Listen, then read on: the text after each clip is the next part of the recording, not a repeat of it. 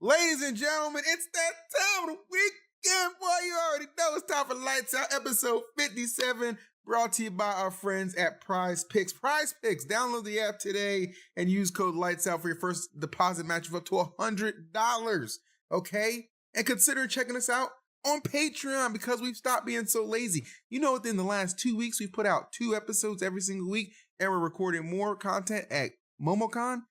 It's the best time to support Lights Out on Patreon. I'm telling you, we actually out here in these streets. And of course, make sure you like, comment, and subscribe to the podcast. You gotta make sure you're dropping those likes and stuff like that.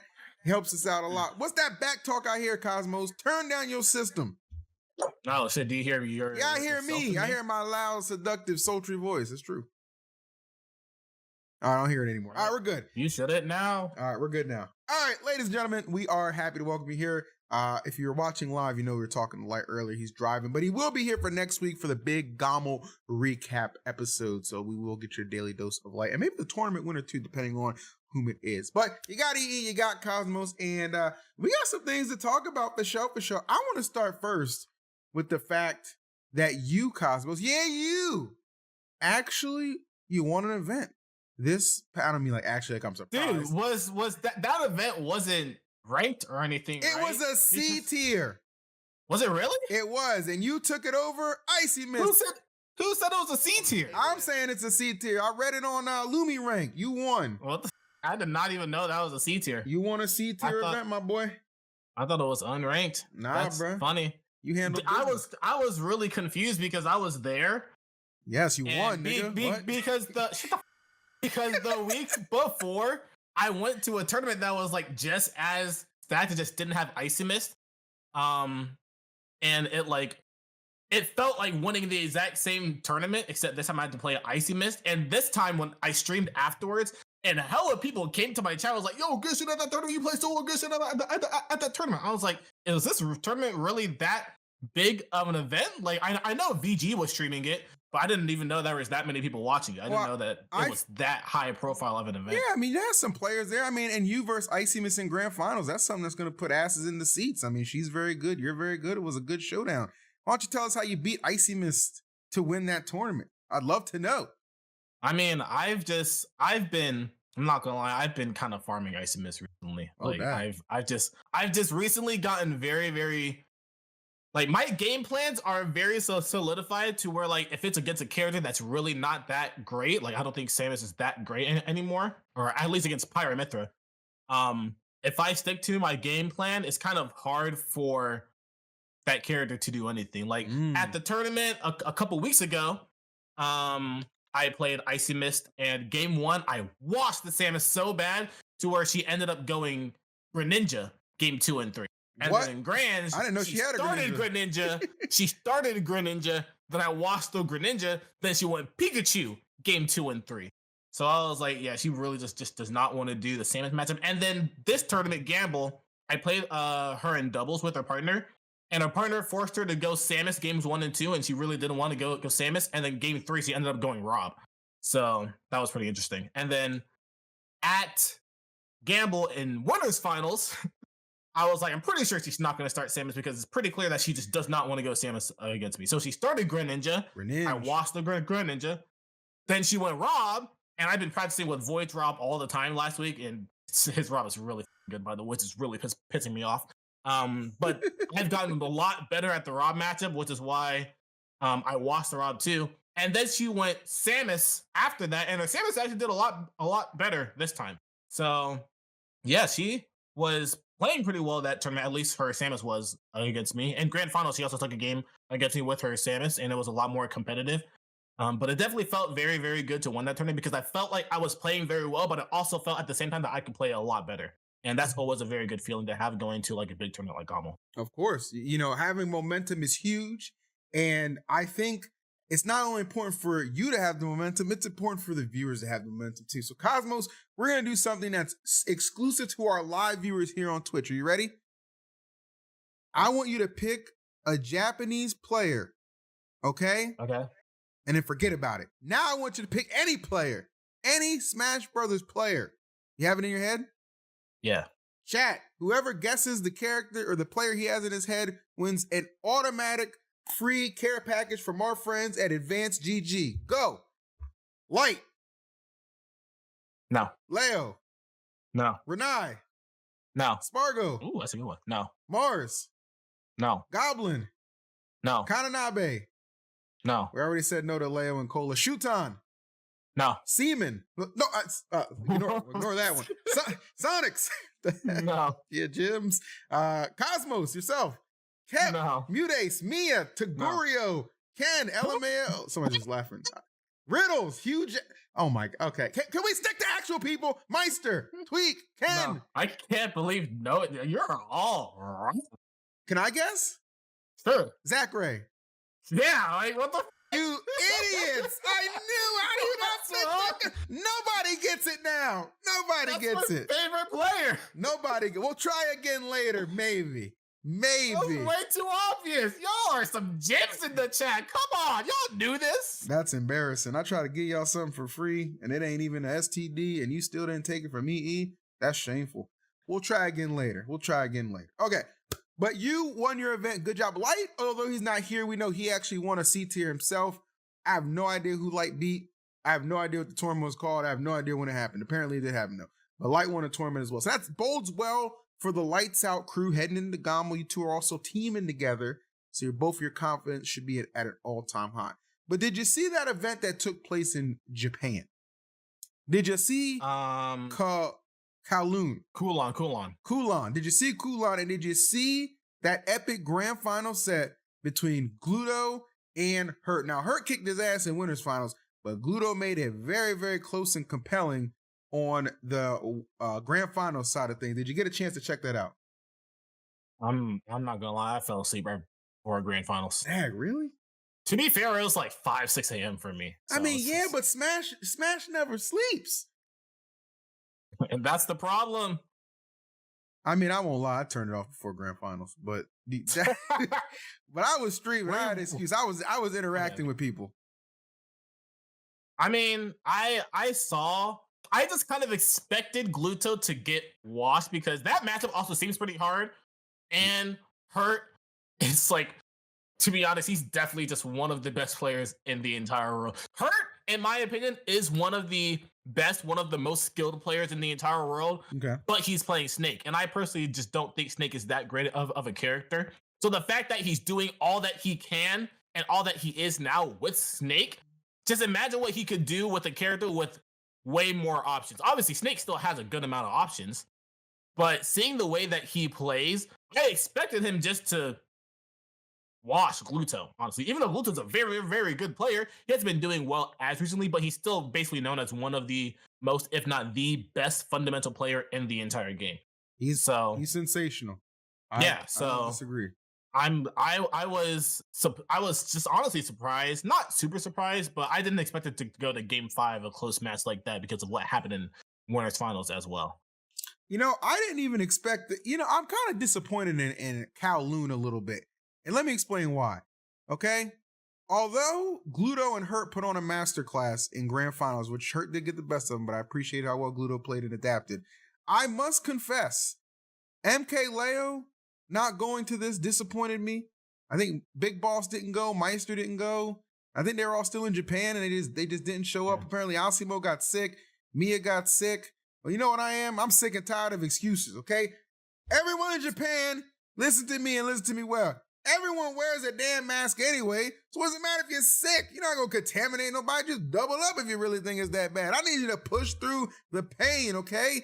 Next, MK Leo talking about, I can't wait to compete again. But actually, there's a red cupcake K-pop group or whatever is in Japan. I want to go see them. Yeah, them niggas. I'm like, are you kidding me? Dog, put on a soundtrack or something while you're in the tournament. I don't want to hear nothing about something you delaying competing for that. I couldn't believe that. And you know what I mean? I don't know what happened with Meister or whatever. I'm just saying.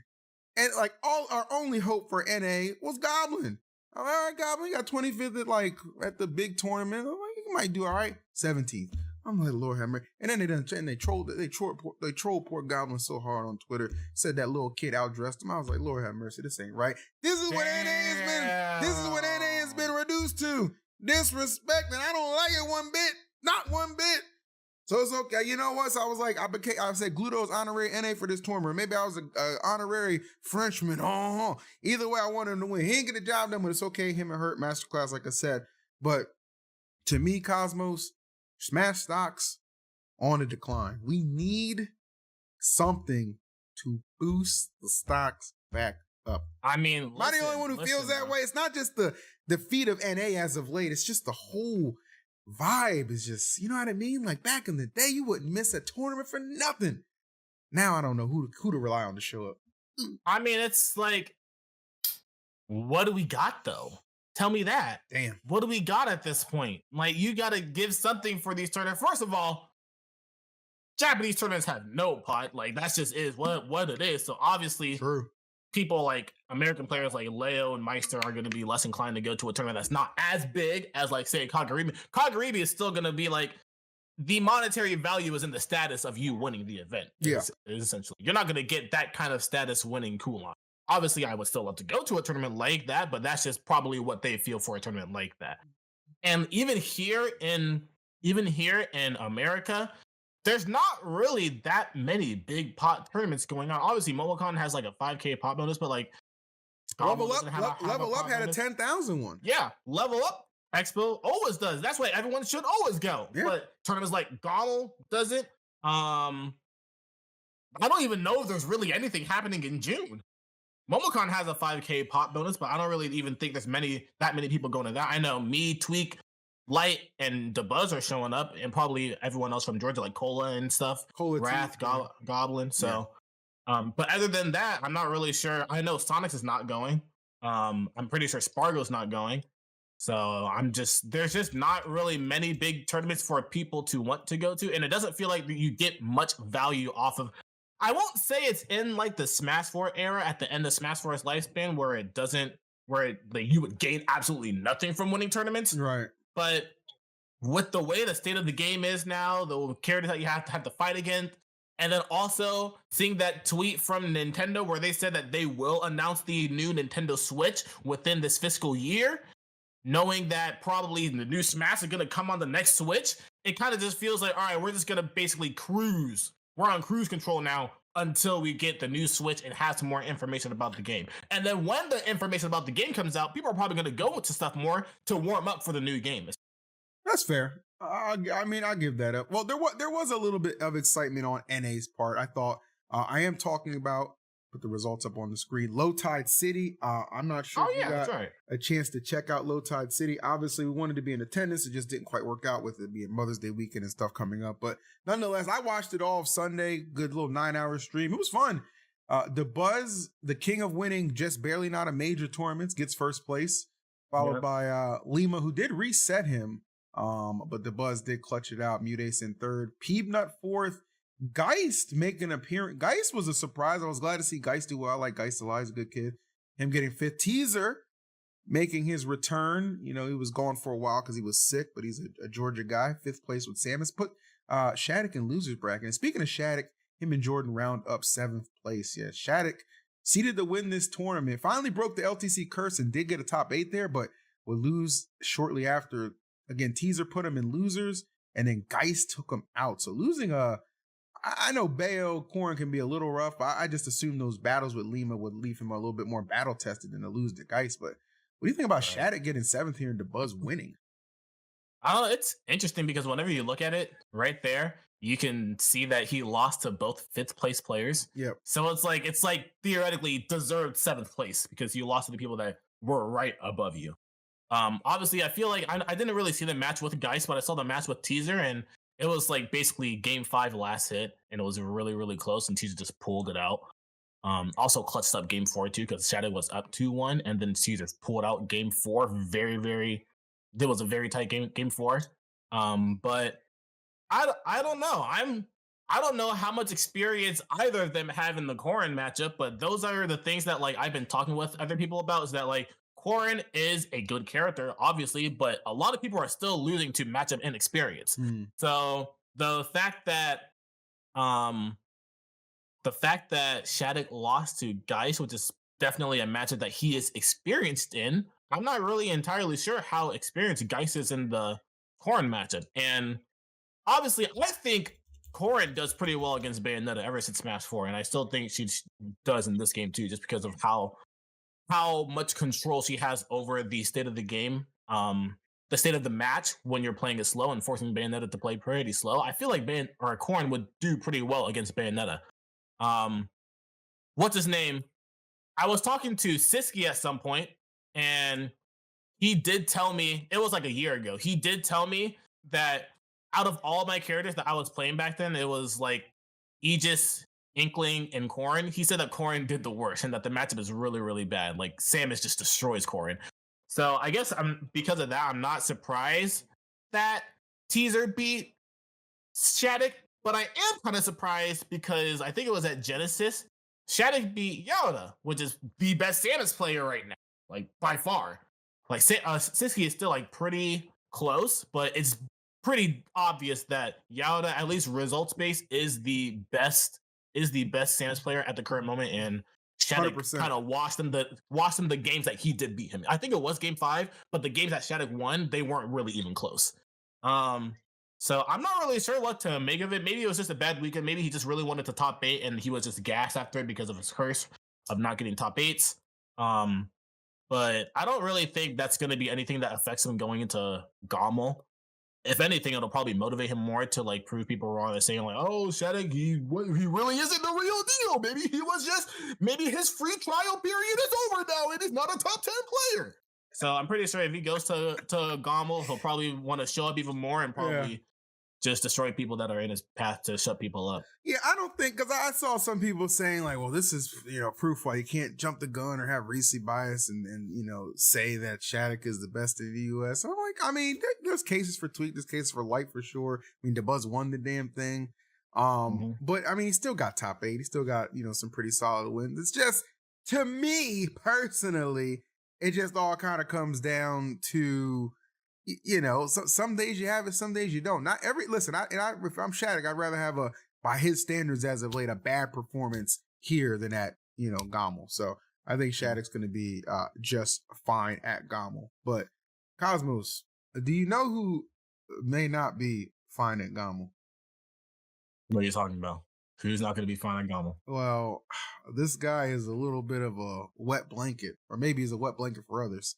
Let me bring it up on the screen in case you guys aren't familiar with what I'm talking about. So, oh no, if you haven't heard, there's a prominent TO, maybe former TO at this point. I don't know what they're going to do with his ass, who decided to have a little bit of what I would call an inappropriate response to a homeless man sleeping outside of, I don't know if it was an apartment or a venue or what, but let's take a look at what Z from Canada was up to.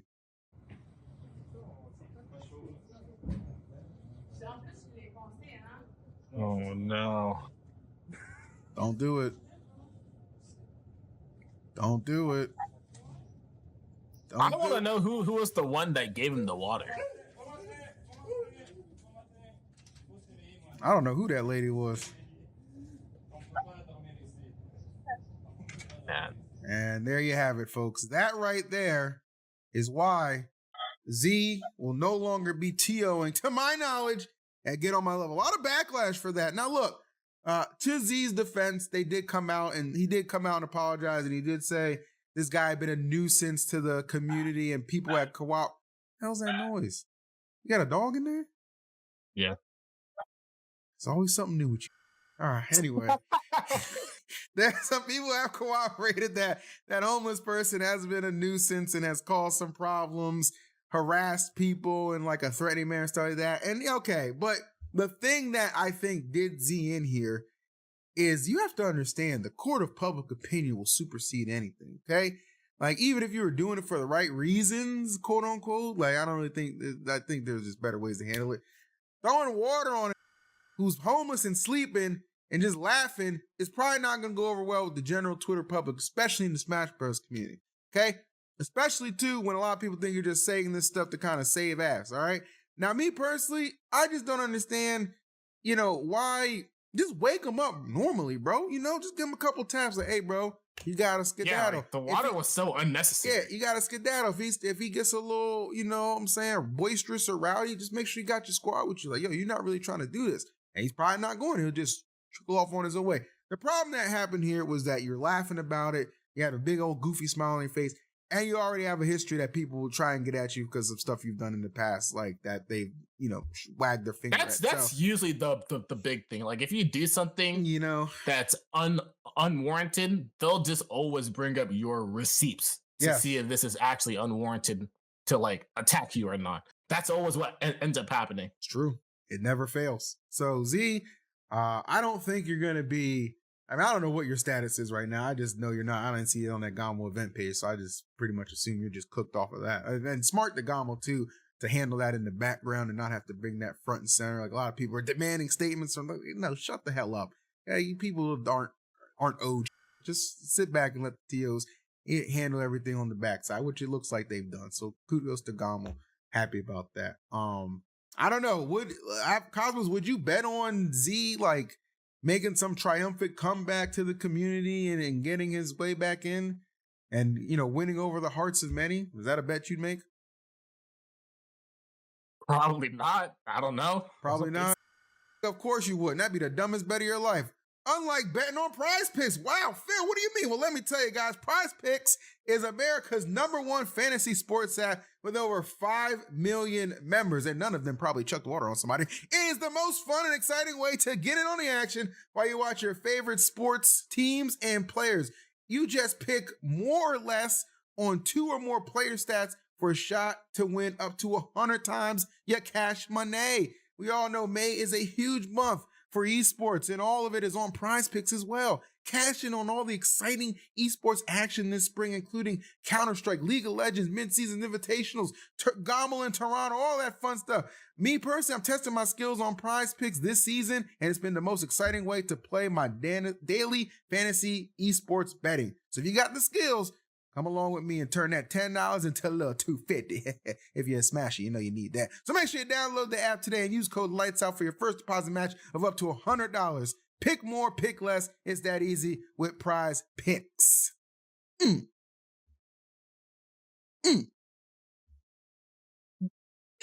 I'll give it a solid out of 10.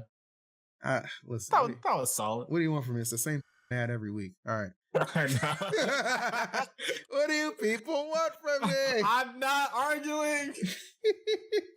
All right, let's get into Gomel. I know a lot of people want to just get right into the Gomel discussion, so I will bring that up. The preliminary seeding that we have as of now, if this has changed in any way, shape, or form, by the time this video makes it to your screen or like even watching now, let me know. But as it stands right now, Gomel, defending champion of last year's Sonics, is seed #1, rightfully so.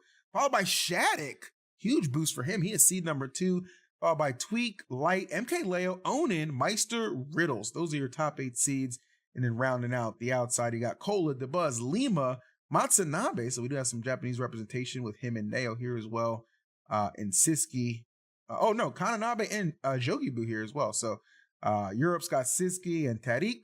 So yeah, yourself right there at 22nd. So a lot of good players for sure. Oh, Mars is going. He is listed on here. That surprised the hell out of me. I think I know why Mars is going, but I probably shouldn't speak on that. Wink, wink, hint, hint. But what do you think about this seeding, my guy? I mean, you have any expectation? I saw some people saying that they weren't really a fan of it because they felt like it was done with some of the idea of, we don't want to have reoccurring matches. That's why Tweak is actually higher than Light, when I do think Light should be seated higher than Tweak. And it would help him avoid who I think How would that make what reoccurring match would that happen? I don't know. They said like just to create new matchups or something like that. Big D's and Light's path? Yeah, they need to switch that. Oh, no, it was rigged. That was rigged, bro. That's rigged. That is rigged. They put Big D in his path? Nah, bro, that's rigged. I don't like it. I'm saying it. I don't like it, but you know what? Big D, as of late, his ass has been getting sauce, so he probably won't even make it to Lights. I ain't even gonna worry about that. I think Chase is actually criminally underseeded at 26. I think Chase could be a lot higher than that. I don't know what's going on with that.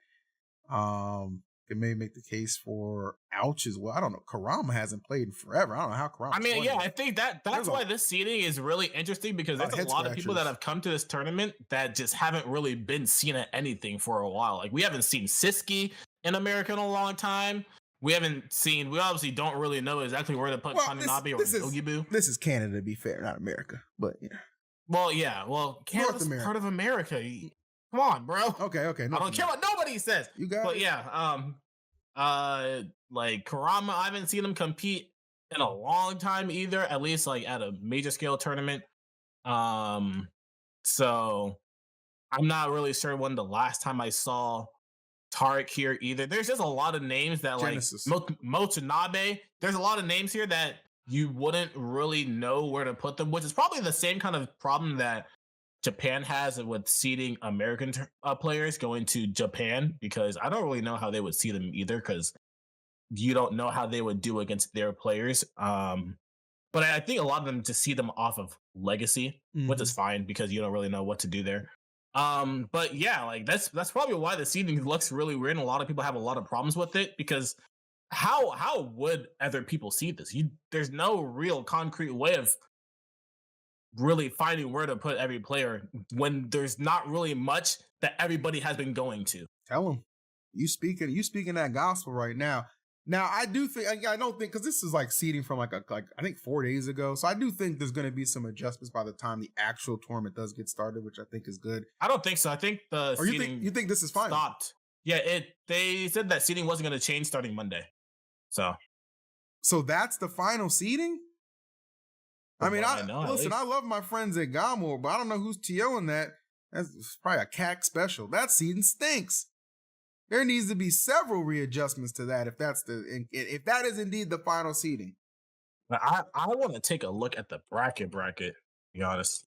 Look at those predictions. Seeding is hard. Common sense isn't. All right? Just for the record, buddy. All right? Find Big D against Light in Canada. That's crazy, bro. I really hope Big D gets upset before then. Just because he's just saying it. Lice Commers is such a corny character. Big D's a great guy. I like him as a person. He's an incredible guy. He's a great person, but your character, my dude, that's that I don't like. I'm sorry, my dude. Did you see it? Did you find it? Yeah, I mean, it looks like, let me link it. It looks like seeding doesn't really look much different. Let me see if Light still has to play Big D, I'll just assume that it hasn't changed. Yeah, Light still has to play Big D. So yeah, and the seeding's not going to change because it's Wednesday and the tournament starts, I guess, Saturday. So it'll be weird for people who like warmed up. Which is something that's really annoying for tournaments like this too, is like big scale tournaments are always changing their seedings to where it's basically impossible to have players prepare and prep for the actual big tournament, because like obviously a tournament of a major skill, you want to go in knowing what players you have to play against and practice and like study, take notes, and just prepare for the matches that you have to play against. But it gets really frustrating whenever you prepare and then the day before you fly or the morning you have to fly, you look at your bracket and it's completely different and it feels like you just wasted your last 3 days prepping for the players you play against. Yeah, they're making this tough because, I mean, like, I think the hardest tweak, I mean, he's either going to have to qualify for top 8. He's either going to have to go through Lima or Onan. That's going to be frustrating. They got him seeded to beat Onan, too. We'll see how that goes. I'm rooting for Tweak, of course. That's my boy. But the projected top 8 would see Sonics versus Light, which is great for Light. I don't know why Sonics is favorite here. Oh, that's by seeding. And then Shattuck, Tweak. So I actually think if this seeding is projected, if it goes according to plan, I think winners finals has actually a real chance of being Light versus Tweak. They're gonna have to Tweak certainly is gonna have to overcome some hard matchups, and Shattuck has been that guy who has been taking out names who have been beating him consistently in the past. So if they do match up, that's gonna be hard for Tweak. But I could see that actually happening, which would be sick. And an old GOAT down there, MK Leo, he'll make a solid losers run too. Don't worry about old GOAT. He'll figure it out. There's a lot of actually excitement with this bracket. I'm actually really looking forward to it. I think Gamo's going to be a great tournament. A 10 out of 10 event. I hope you can. It's just interesting though, because in pools, Leo had to play against Armadillo, the Lucario player. Oh, he had a close grand finals with him before, like a couple months ago too. So that would be That'd be a little tough, but it's Leo. He's got more of a hand on stuff now. I think he'll be. I mean, stop going to those damn Red Velvet concerts and etc. Anyway, don't get me started on that. But I think it'll be a good tournament for sure. I will be watching. I know you guys will be watching. And Cosmos, I hope you outperform your seed considerably, my guy. So looking forward to it. So I will. That is our GOMO preview. Hope you guys are looking forward to it. And that was pretty much the Smash portion of the podcast. So we got a couple other topics we would like to dive into. We'll start with you, Big Cosmos. Now, you told me that there's some sort of VTuber drama that's sweeping the land, and apparently it's got our boy Shizzy is involved in it too. Like, what's going on with that, bro? All right, I mean, so first of all, let's preface this by saying there is VTuber drama every other day, probably every single day. There's always something going on in that sensitive community. And they know it too. They talk about it all the time. It's like, yo, there's always drama going on here. Is this the thing where Shizzy tweeted out, woke up to bullshit, standing on business. I meant everything. I'm not sorry. And I'm not going to lie and say I'm for PR. The VTubing community needs to change. The VTuber fans are way worse. This is going too far, gotten out of hand. And this is where I'm ending it. K, love you. Bye. Is that it? Is this his VTuber model? I mean, that was like the third or fourth tweet that he made. So it started way before that, because at some point he just decided to choose violence and made a video saying that essentially all VTubers are trash and fake and racist, essentially. Because even what the heck? keep going.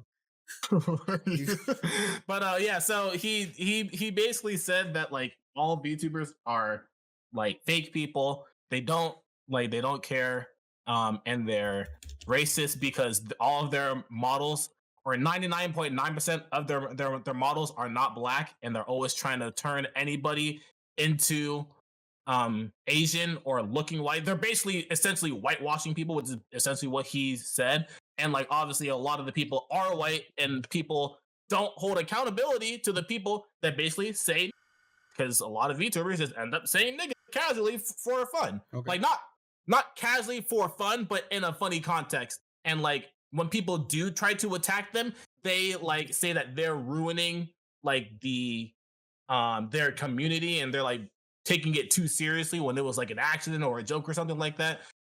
So he's basically saying like which I'm not gonna lie, some of the things he was saying was reasonable, but the way he presented everything and the way he was attacking every single person, first of all, you don't want to generalize an entire community. The way he was attacking everybody was definitely what got people really upset, because they're like, obviously not everybody's fucked up in the VTuber community. But he was basically saying that like everybody except like 5 VTubers, which there's like basically a trillion VTubers, there's probably 20 VTubers being spawned every single second. Yeah. He's basically saying that they're all fake and racist people, which is essentially why people were attacking him. And then not only that, it's also a thing that it's like culture, or just something that you're not supposed to do, where if somebody has a VTuber model, you're not supposed to quote unquote dox them by showing their face. And he showed one of the most popular VTubers from one of the most popular VTuber companies' face in the beginning of his video. Which is why they were like, oh, that's fucked up, essentially. And it's like, that's something that he quote unquote can be sued for because it's like infringement on their property or something like that. I don't know the specifics about that, but people were very upset about that. And then it's like, on top of that, he didn't give a he just kept double doubting, and he made a lot of troll videos of troll apologies saying, I'm sorry that I don't give a about this. That's basically essentially how his apologies were.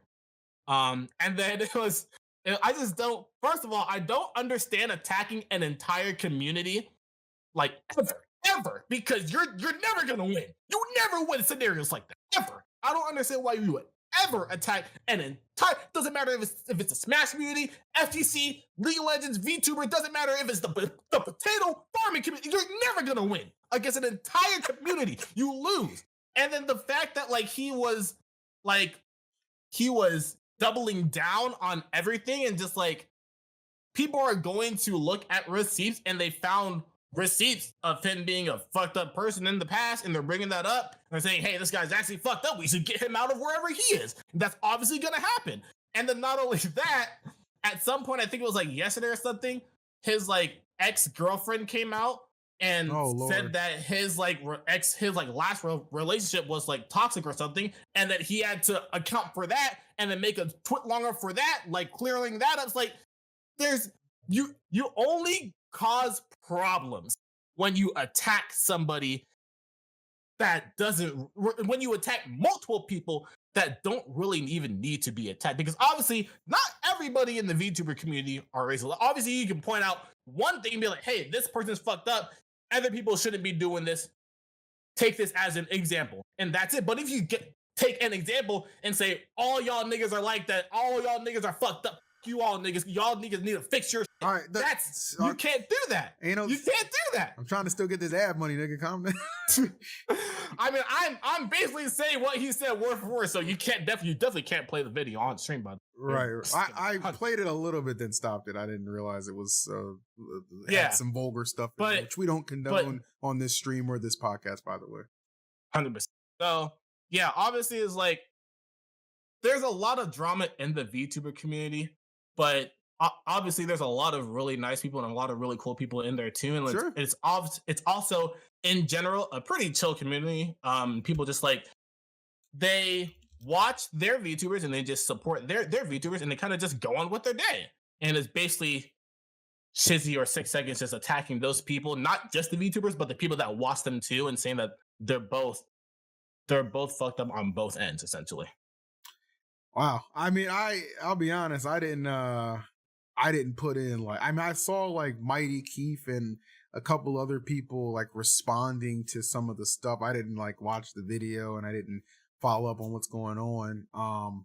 You know, originally I thought it was like some drama over the Pokemon cipher not being released yet, because we still waiting on that. So that's initially what I thought, but that's crazy, man. You know, I've never been like a VTube person myself, never had a desire to be a VTuber. And the only time I actually watched a VTuber was like when Mango went through that weird phase of like VTubing as a girl. That was strange. I remember that phase. I don't know if I've been back to the stream since, but nonetheless. I mean, he one of the things that Shizzy said is that all VTubers are like probably also 65-year-old men just hiding behind a screen. There could be behind a model. There could be a couple of cases of that. You know? There's definitely a couple of them, but you're not gonna say that the general mass of them are. That's why he's getting attacked. Right. I'm not here to start a war with the VTubing community. Okay, Big Phil got no problems with you. You do whatever you want. You do not. All right, you do whatever you want if that's what you want to do. You know, Shizzy, that's my guy too. I'm not gonna lie. I hope they can all find a way to rectify this situation and stop all the malice and hate that fuels the internet, because let me tell you something, we got plenty of that already. So we'll leave it at that. We'll leave it at that. Let's talk a little ball, man. You know, a couple people like when we talk a little ball. Have you been keeping up with the playoffs, Cosmos? Huh? I can't hear you. Can you not hear me? Oh, I can hear you now. I said I have. You have? In a very depressing manner. Maybe that's why you didn't hear me. Is any team sticking out to you? Dude, the Nuggets are gonna win again. They're just gonna win again. It doesn't matter how close people get, the Nuggets are just gonna win again. That's just the reality of the scenario.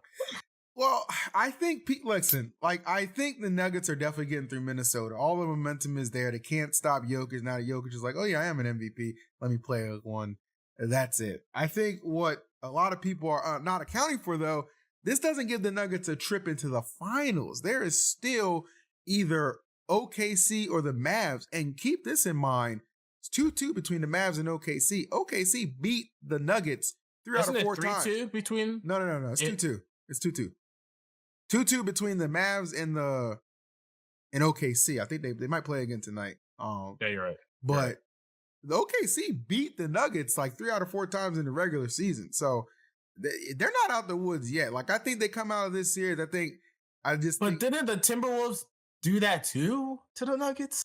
No, the Nuggets have a positive record against the T-Wolves in the regular season. So that's why, yeah. Maybe it's just the last game they lost. Yeah, but I don't know. You know, it's hard, man, because I see all I know is whoever comes out the West is winning the championship, because the Cavs, they're not going to get past the Celtics, and the Celtics are bummed. The Cavs don't have Donovan Mitchell because he's hurt right now. And then you got the barely hanging on by a thread Knicks, who I think will beat the Pacers. none of these teams can stack up to any of the teams coming out the West in a sustained series. I think the Timberwolves would beat the Celtics. I think the Nuggets would definitely beat the Celtics. They would have beat them last year too. I think the Mavs would beat the Celtics. Okay, maybe OKC would lose. That's it.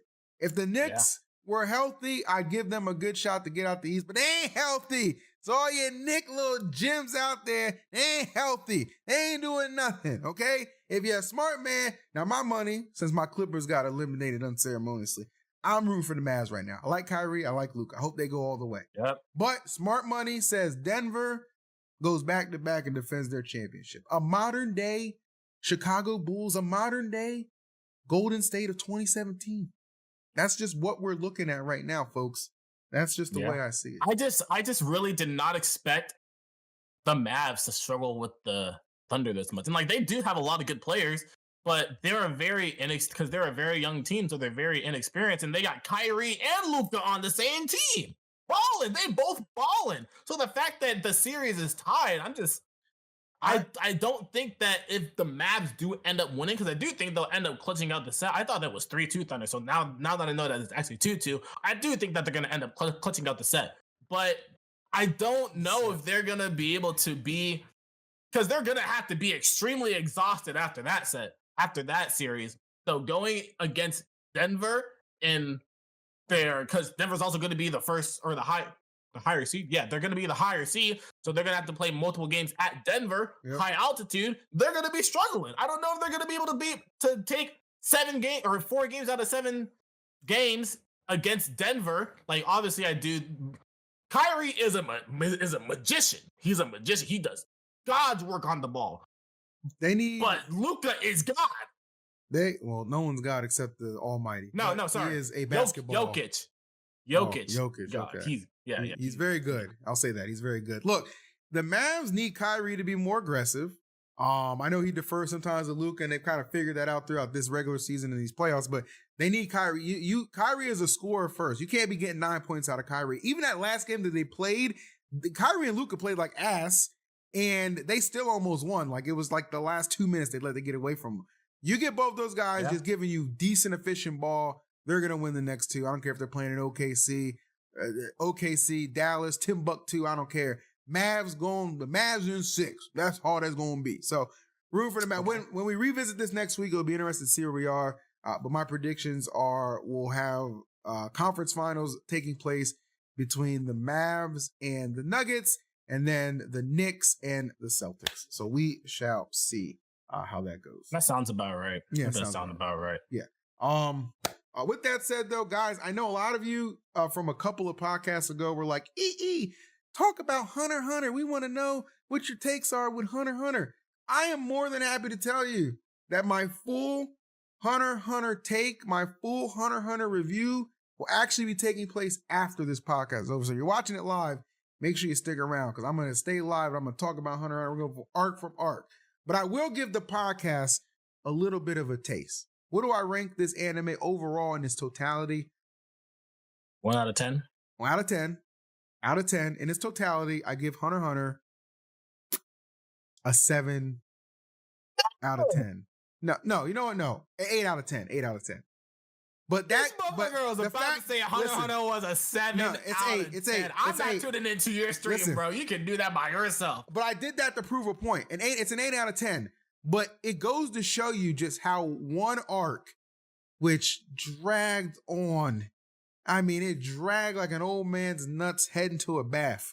Just dragged. Painfully, might I add. It goes to show you how one arc can really flip a whole anime on its head. Chimera arc was trash. It was terrible. Pacing was stupid. So much didn't make sense. It was absolutely garbage.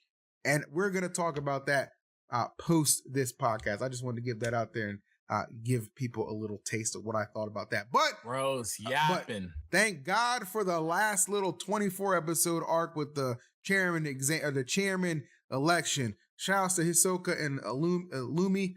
Let those two up because bro, that was hard. So I just want to say that. Bro would hate One Piece. Maybe one day. But with that said, I didn't hate this podcast. I had a lot of fun on it too. I hope you did as well, Cosmos. Hope you're Yeah, it was excited. fun. Yeah, hope you're excited for Gommel, man. And guys, like I said, we like to cover a variety of topics. You guys sucked ass at the beginning of this podcast. So here's what I'm going to do. Name whatever comments you leave. Make sure you include, oh, by the way, EE, I think your favorite player right now is blank. And I'll pick one of those and you'll win the Advanced GG. And you can head over to Advanced GG as well and use our code LIGHTSOUT for 10% off of your total order. 10% off your whole order. That's pretty damn awesome. So with that said, like, comment, subscribe. You know the vibes. And we will catch you next week for the Gommel Fallout. Peace.